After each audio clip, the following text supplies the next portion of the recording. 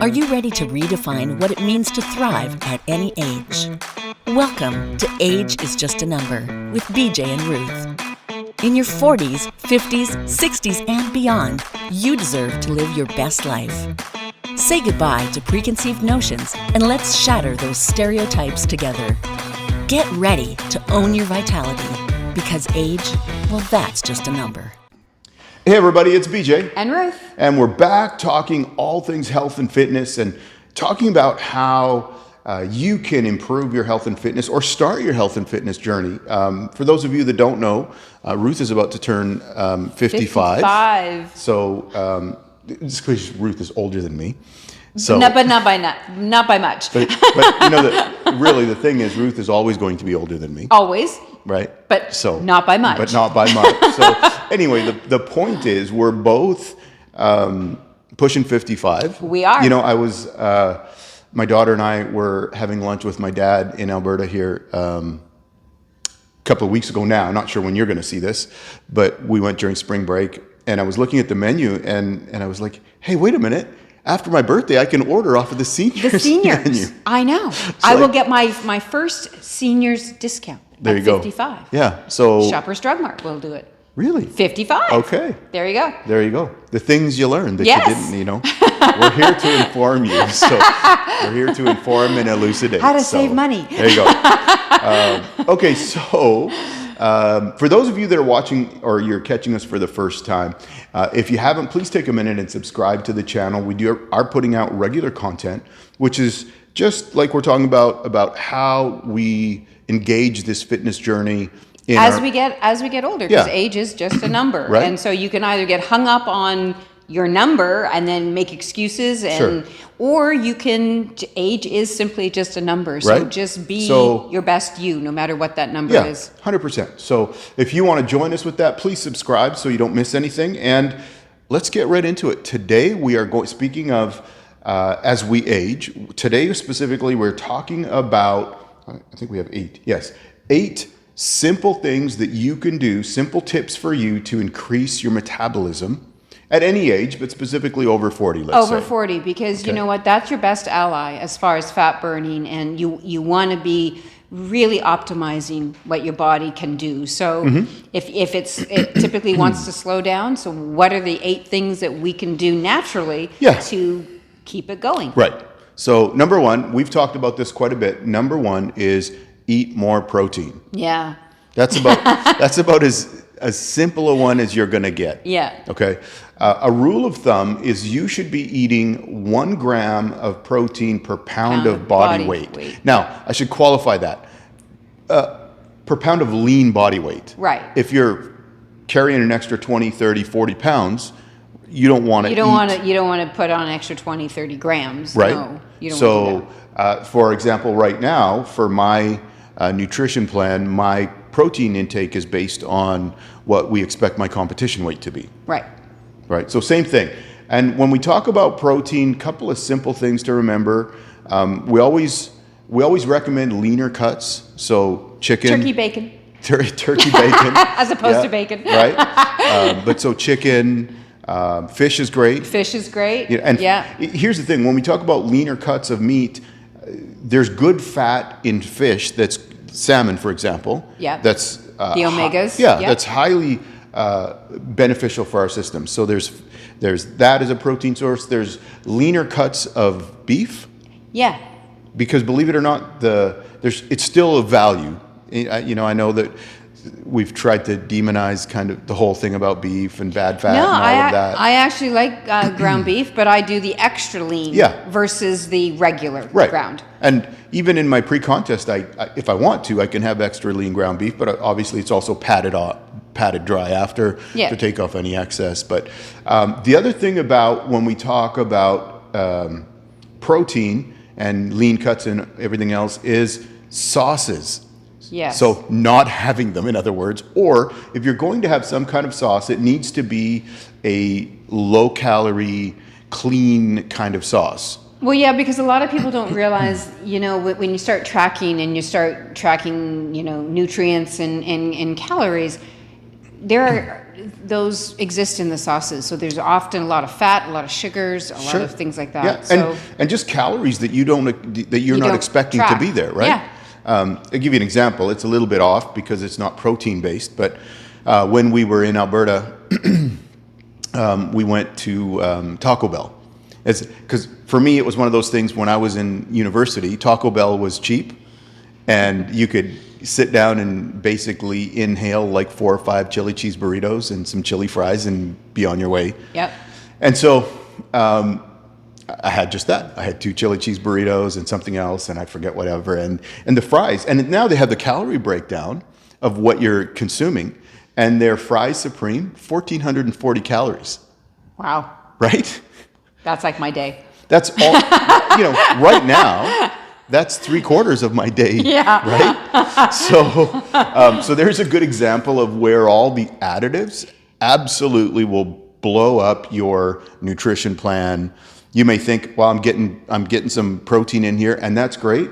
But when it's in Alfredo sauce, it tastes good. It tastes good, but it's Not probably so loaded in fat. Yeah, not so good for not the so other good. things. So, okay, protein, but make sure that you're aware that it's lean protein, clean protein. And if you're going to have some sauce, simple rule of thumb, put the sauce on the side as opposed to on top. And always try to go for a leaner kind of sauce if you're going to use one. Yep. Right? Okay, number 2, drink more water. Mm-hmm. That one's a real simple one, but obviously our metabolism fires better when we are properly hydrated. And most people don't realize how much water they should be taking in. So on a daily basis, most people, it's 3 to 4 liters of water per day. Yeah, so that's eight glasses. Yeah, that's about eight glasses of water a day. Now, let's stop. That's without taking into consideration how much water you're going to lose if you drink coffee. Right. And we're going to talk about coffee specifically today. But if you drink coffee, if you drink tea, Yep. if you drink pop, also something you can do that is hugely beneficial for your overall health is stop drinking pop. If you drink pop, just stop. Hey, I just made a rhyme. You made a rhyme. Look at you drink- go. If you drink pop, just stop. Just stop. Stop. Don't do it. And Right? going to a sugar-free or a diet pop, don't do that either. Don't do that, no. Just get rid of it. Yeah, and if you want to, the easy thing that and I'll do this sometimes as I go through the a pre-contest. You can do it whenever, but that's when I do it. Is I'll have Perrier and just put lemon in it. I was going to say, I often keep bags of frozen fruit in my freezer. So frozen strawberries, frozen blueberries, frozen mango, those are all nice in water too. Yeah, and soda water, right? If you want something a little fizzy, whether Soda it's water. Perrier, San Pellegrino, whatever you Yeah. want to do there. So staying hydrated. The other thing about staying hydrated that will help your metabolism is if you drink cold water. We're going to talk about being cold, but if you drink cold water, it also requires your body to do some extra work to bring warm it up your to body temperature. and to bring your body temperature back up when you drink 'cause it. You're, you're making yourself cooler from the inside. Yeah. Yeah. Okay, so that's number 2. Number 3, engage in high intensity workouts. So when we talk about high intensity workouts, whether you're going to the gym, whether like Ruth, you're climbing the mountain, or you're going for a bike ride, if it's just a kind of casual, that's better than nothing for a casual ride on your bike or whatever it is, but try and engage some more effort. More effort. And how do you often know your effort is there? Often when you're out of breath. Yeah. It's harder to keep a conversation going. Yeah. Maybe you're feeling warmer. Yeah. Your body temperature is increasing. So use those little Yeah. So tips. In other words, when you do engage in some kind of exercise, don't just mail it in. No, So make it count. At whatever level you're at, okay? So the worst thing you can do is if you go pick something, whether you go to the gym, whether you're out for a run, whether you're out for a walk, whatever it is to look at somebody else and be like, okay, I'm going to compare myself to them and try and do what they are doing. Yeah, no. That's a recipe for disaster. That's setting yourself up for failure. You do you. Yeah. And there's things you can do where, if I climb the mountain one day and I'm feeling really good, I'll often check my time when I start, check my time when I finish. if I want to beat me next time, I'll try to maybe shave a little bit of time off that. But I don't look at what someone else is doing. You do you. Right. An example would be when I'm at the gym and I'm trying to improve on my last workout.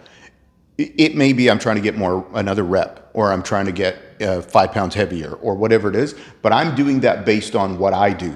Don't look to see what the other person beside you is doing, to right? see what weight they've picked up. Doesn't matter. So high intensity workouts, in other words, there needs to be some heavy breathing.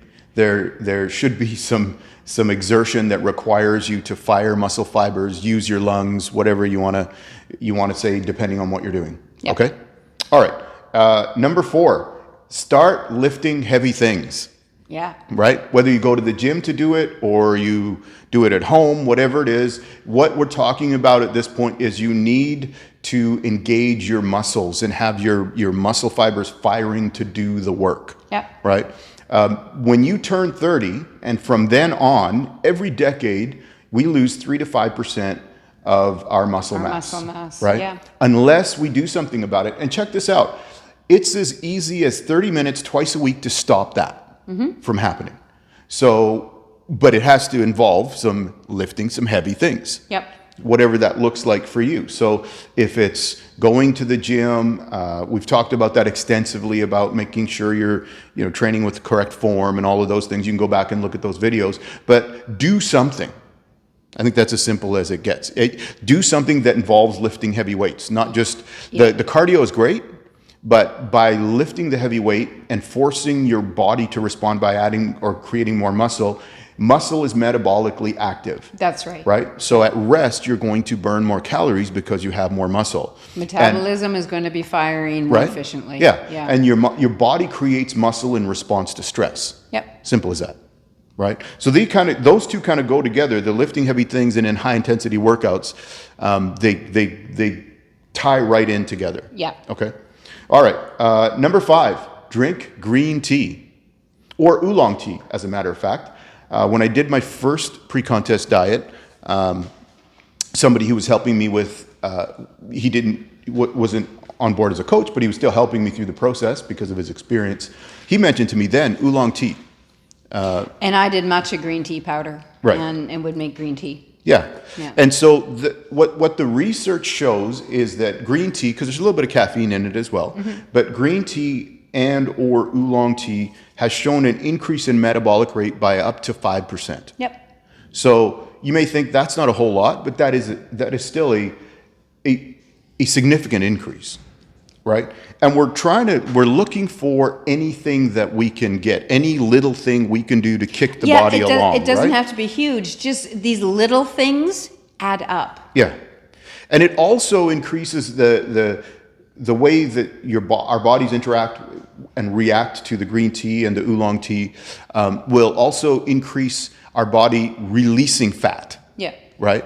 And so by extension, now when you're out walking, now when you're out working out, it's more, that fat is more bioavailable for your body to burn. Yes. Yeah. And use it as fuel. So, okay. Number 6. Now, this one I want to qualify because if you, and probably all of these, but certainly number 6 and maybe number 5, number 6 is drink coffee.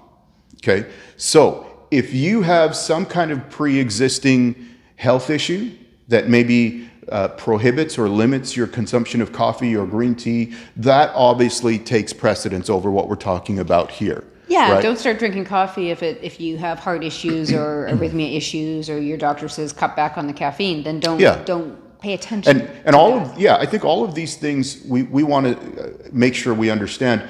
If you haven't, it's probably worth a conversation with your doctor or medical professional to just get some guidelines and some framework for what you're doing.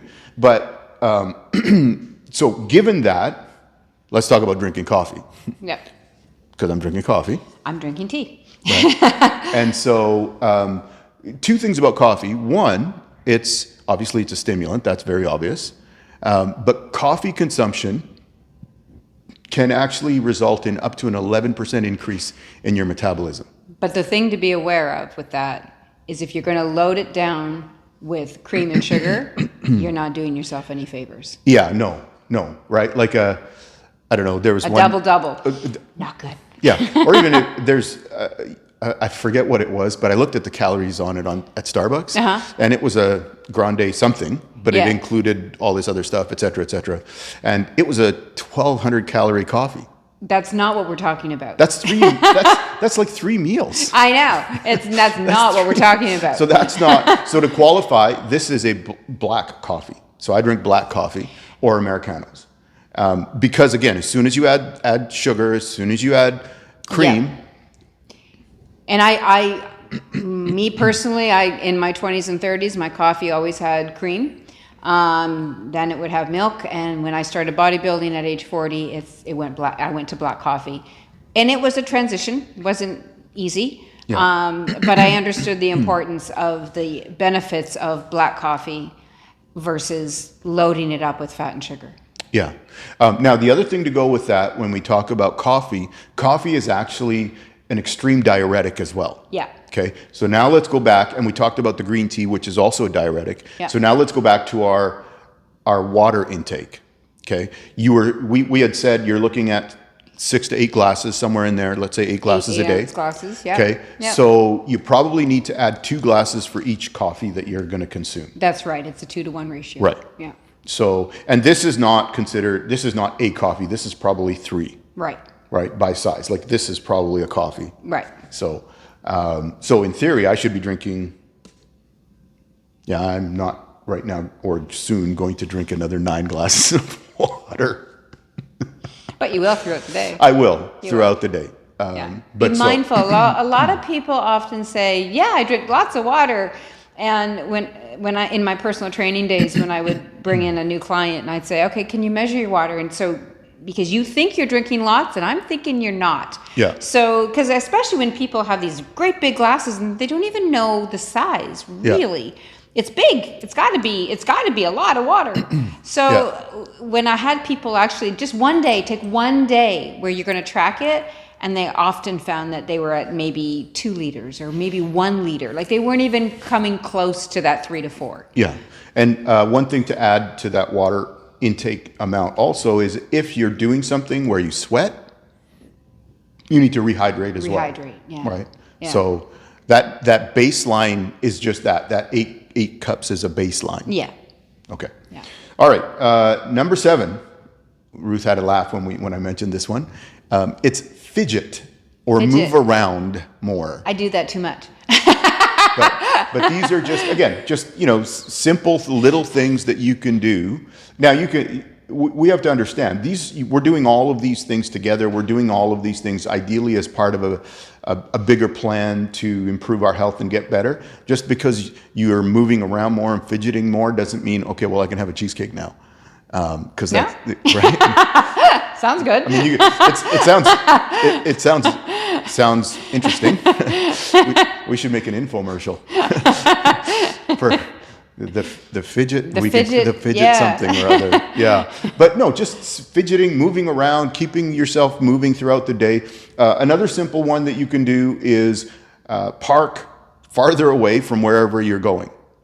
So if you're going to Costco or wherever, go park at the end far end of the parking lot and walk across. Yeah. I live in a condo building. We're in my building, and so I'm on the 3rd floor. Take the stairs. Yeah. Yeah. Not the elevator. Yeah. Okay, and number 8. Last but not least, use cold to your advantage.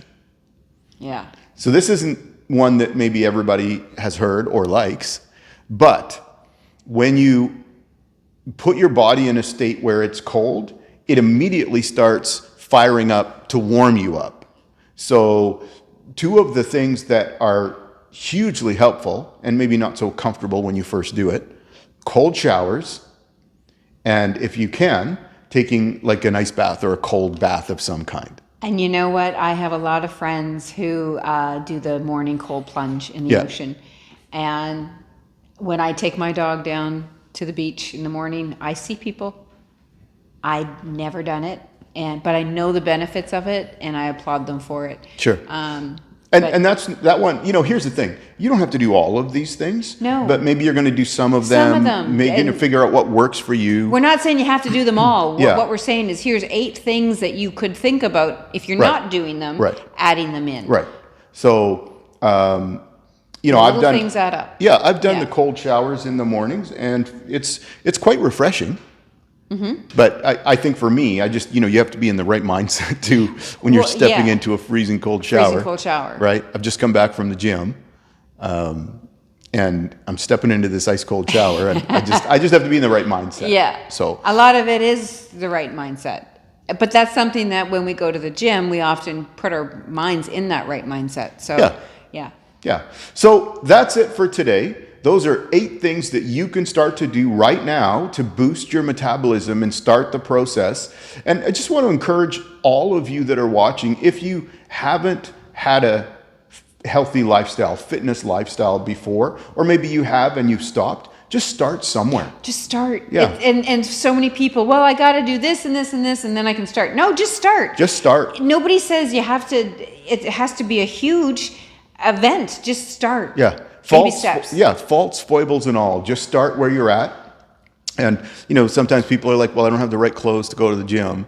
I don't have the right this. I don't have the right that. I'm not close to anything. You can go for a walk. Yeah. Whatever it might be, start somewhere and then just figure it out from there. At least start the process. So just start. Yeah. Just start with, even if it's one thing, just start. And then you can always add to it. Yeah, 100%. 100%. The idea is not to say, well, I've done one thing, so I'm not going to do any more. It's to add on to everything so that we can, again, adapt and change. It's lifestyle, right? We're talking about creating good habits and building lifestyles. So, yeah. Well, thank you for joining us today. If you have any, maybe you have some tips that we haven't covered, put it in the comments. We'd love to see for sure, yeah. We'd love to see what your comments are, what your thoughts are, or maybe what you found to work. Yeah, if there's something that you're doing and it really worked well and you want to share it, please put it in the comments. Yeah, absolutely. We will share it. If you're one of those people that have done the cold plunge or are doing it on a regular basis, put in the comments, what is that like? Like for you, how is that? What's the experience like? How's it? Because it looks really scary from the outside looking in. How's it affect? How's it set up your day? How's it affect you? Your mindset, all those things. Your body obviously is going to be cold coming out, but so put that in the comments. And as we said, we're putting out regular content every week, so please subscribe to the channel if you haven't, so that you don't miss anything. And that's a wrap. Wow. We did that really well. We did that. It was 8 things. You were kind of scaring me at the beginning. Well, there you go. Okay. We get a little long-winded sometimes. Right? All right. See y'all. Bye.